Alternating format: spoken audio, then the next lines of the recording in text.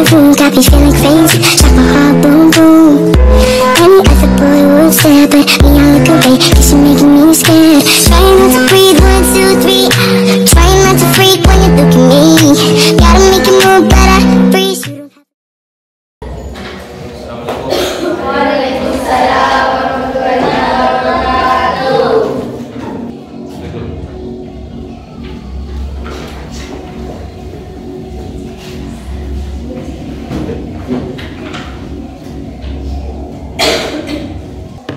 Sebelum pelajaran kita mulai, silakan berdoa. Bismillahirrahmanirrahim. Raditu billahi rabba wa bil islami dina wa bi Muhammadin sallallahu alaihi wasallam nabiyya wa rasulah. Rabbi zidni ilma warzuqni fahma. Rabbi shrah li sadri wa yassir li amri wahlul 'uqdatam min lisani yafqahu qawli. Amin.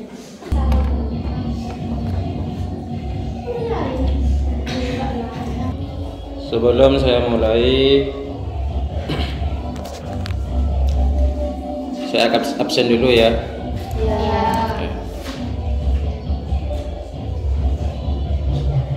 Alifatun Nuro ini, Amira, masuk semua ya? Ya. Kali ini kita akan belajar tentang menghindari akhlak tercela, yakni hasad, dendam, ghibah, fitnah, dan namimah. Baik, sebelumnya kita amati, dibaca, kemudian tulis kembali apa yang kalian lihat di tayangan di TV ini. Silakan disimak.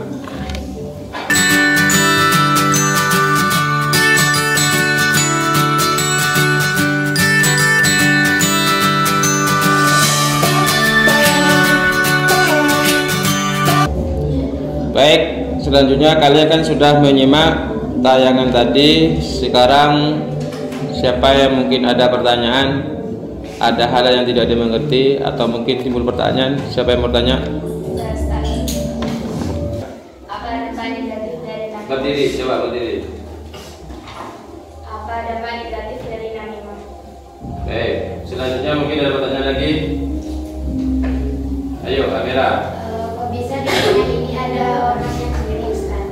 Kok bisa Di dunia ini ada orang iri. orang yang iri? Selanjutnya siapa lagi? Yo, Devi. Ustaz, bagaimana caranya kita bertaubat jika sudah terlanjur? Ya. Baik, saya jawab dari pertanyaan pertama tadi. Dampak negatif dari namimah. Dampak negatif dari namimah itu sangat berbahaya ya, karena akan timbul cekcok yang disebabkan salah satu orang itu menyampaikan berita tentang seseorang. Misalkan si A ngomongin si B, oleh si B disampaikan kepada si B. Nanti kan akan timbul cekcok yang akhirnya bisa apa?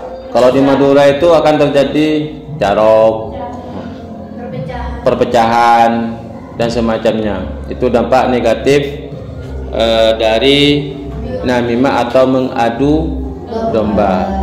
Terus yang kedua tadi, kok bisa ada orang yang iri ya? Ya, kenapa kok bisa ada orang yang iri? Ya karena tidak senang melihat orang lain itu mendapatkan kenikmatan, sedangkan dia itu tidak mampu untuk mendapatkannya. Kalau bahasanya itu apa ya? Iri itu tanda tidak mampu. Akhirnya kena penyakit TBC. Apa TBC? Tekanan batin cinta. Ya, gini, orang yang iri dia itu akan selalu hidup dengan keresahan. Tetangganya beli mobil, sakit kepala. Tetangganya bikin rumah serangan jantung. Ya, akhirnya masuk rumah sakit. Dijenguk oleh temannya, ngasih tahu si A itu bikin rumah lagi. Akhirnya bukan serangan jantung, langsung mati. Ya.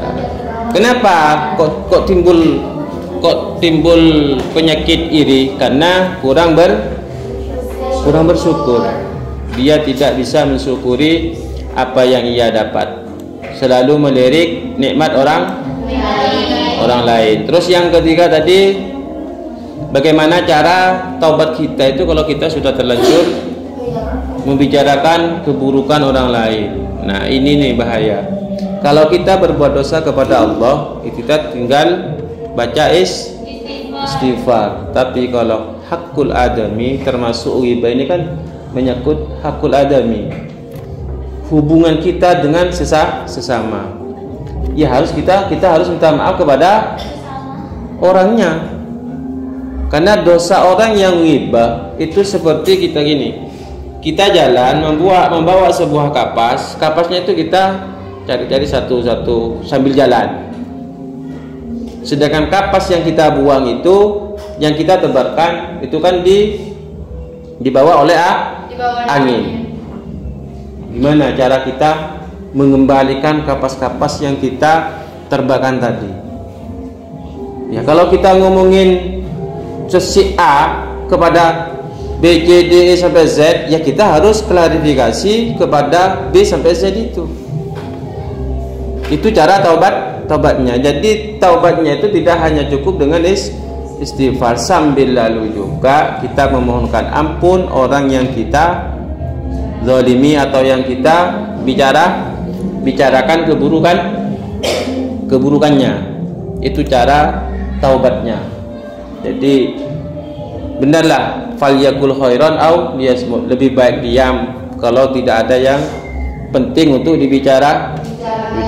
Apalagi ini menyangkut hakul adami. Kalau dosa ke Allah gampang, tinggal kita bangun malam baca istighfar, mohon ampun, sudah. Tapi taubat yang berhubungan dengan sesama itu kita harus minta maaf kepada orang yang bersangkutan. Karena ini kan menyangkut nama baik kan ya, meskipun itu benar. Karena kejelekan orang lain itu bukan untuk dibicarakan. Bahkan apalagi menghina. Apa ancamannya orang yang menghina kejelekan orang lain? Man ayyara akhahu bi dzambin lam yamut hatta ya'mala. Orang yang menghina perbuatan dosa atau kesalahan orang lain, dia tidak akan mati sampai dia itu melakukan hal yang sama. Kalau dia yang tidak melakukannya, anaknya, mungkin dari keluarganya, mungkin juga dari keturunannya. Paham? Sekarang dari 5 materi kita hari ini yang termasuk sifat tercela, silakan buat rangkuman lah. Buat rangkuman di buku kalian, apa itu dendam, contohnya, kemudian fitnah juga sama, hasad, ghibah, kemudian namimah. Silakan.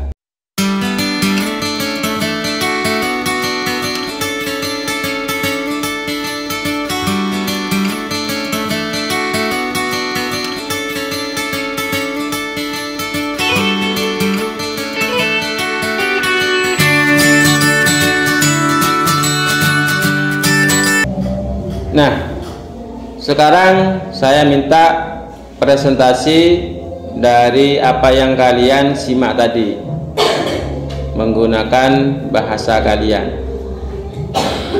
Saya minta 3 orang saja.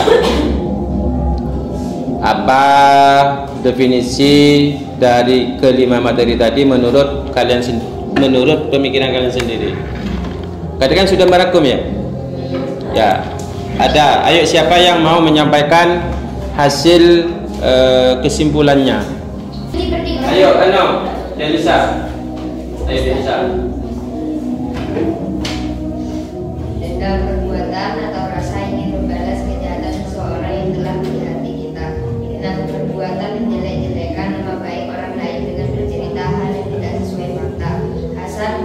tidak senang saat teman kita merasakan kenikmatan dari Allah. Ghibah menceritakan kejelekan seseorang yang meskipun sesuai fakta di belakang.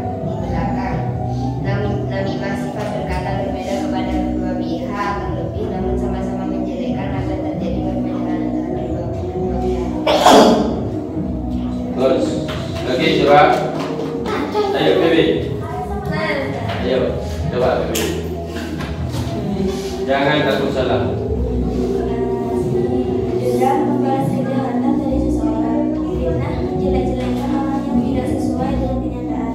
Hasad perasaan tidak senang terhadap orang yang mendapatkan nikmat dari Allah. Ghibah sifat yang menceritakan kejelekan orang lain. Namimah berkata berbeda pada pihaknya.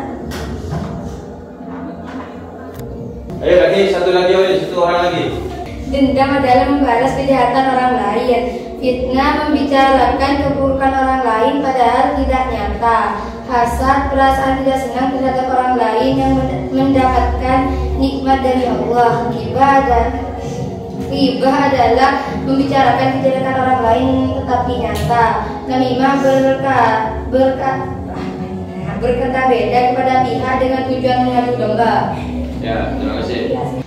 Selanjutnya saya akan memberikan poin-poin penting dari 5 materi tadi. Apa yang pertama tadi? Dendam.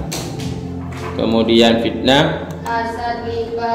Dendam, kemauan keras seseorang untuk membalas kejahatan. Dendam kesumat ya. Dendam kesumat. Kemudian fitnah. Fitnah itu membicarakan orang lain padahal tidak nyata atau menyebarkan hoax, berita hoax. Kemudian hasad adalah perasaan iri, tidak senang melihat kenikmatan yang dimiliki oleh orang lain. Kemudian ghibah itu membicarakan kejelekan, keburukan orang lain. Kemudian namimah itu suka mengadu domba, menyampaikan sama halnya ya, menyampaikan pembicaraan orang lain dengan maksud untuk mengadu domba agar si orang itu benci kepada yang kita omongin itu. Ya, terima kasih. Semua hasil kesimpulan yang kalian buat silakan dikumpulkan untuk saya nilai. Jadi dikumpulkan ke depannya Iza semuanya.